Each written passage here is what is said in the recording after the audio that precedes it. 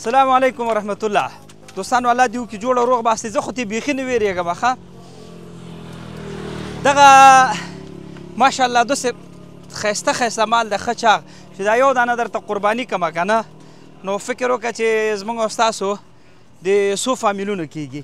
تاسو پوهېږئ چې افغانستان کې داسې کورنۍ شته چې په میاشتو میاشتو یې غوښه په خوله باندې لګېدلې نه وي. نو الحمدلله قمر بنسټ تاسو ته معلوماتو چې په تېرو کلونو کې هم قربانیانې کړي. راځئ تاسو راشئ. تاسو ته معلومات ده چې قمر بنسټ په تېرو کلونو کې هم قربانیانې کړي دي او سږ کال بیا هم له خیره قرباني کوي. سکرین باندې چې کوم قیمتونه تاسو ته ښکاري د یو ګډ د یو بیزې یا د سیرلي همدارنګه د یو غوا یا د یو میخې دا ټول قیمتونه تاسو ته ښکاري. نو غواړو چې دغسې ښایسته ښایسته غویان یا څاروي درته قرباني کړو. خیره زه نه ویرېږم داسې ګپ لګوم ښه. نو دا به له خیره قرباني کوو. نو انشاءالله غوښه به یې افغانستان کې غریبو یتیمانو او مساکینو ته له خیره تقسیمو، البته د هېواد په مختلفو ولایتو کې. دغه ماشاءالله وګوره میخې دي. تراشه که نه نیکه دې قیمت څو دی اوس دا؟ دې قیمت دغه 1,10,000 یا 1,500,000 روپۍ افغانۍ. دا خو شیدې کوي که شو وچه ده؟ دا شیدې کوي. ښه دا بیا یو وخت څومره شیدې کوي؟ دا اوس کوي دغه 10 کیلو 15 کیلو. خو اوس دونه ډېرې نه کوي که نه؟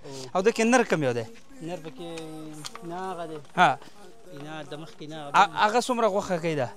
دا چونکې دغه غوښه دغه تقریبا دغه 15 زره ورکوي. ښه ماشاءالله ډېر هغه ده ښایسته چاغ هم دی که نه؟ د قیمتونه بیا څنګه دي؟ دې قیمتونه بس دغه 80,000 80,000 هغه ته یې خرڅوي قربانۍ کې خو خرڅوي؟ هو خرڅوي. ښه صحیح ده.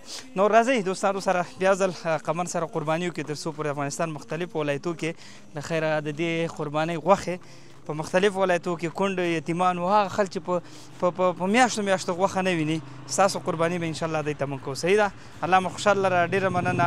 ښه وخت. السلام علیکم ورحمت الله. ویډیو سره خپره کړئ.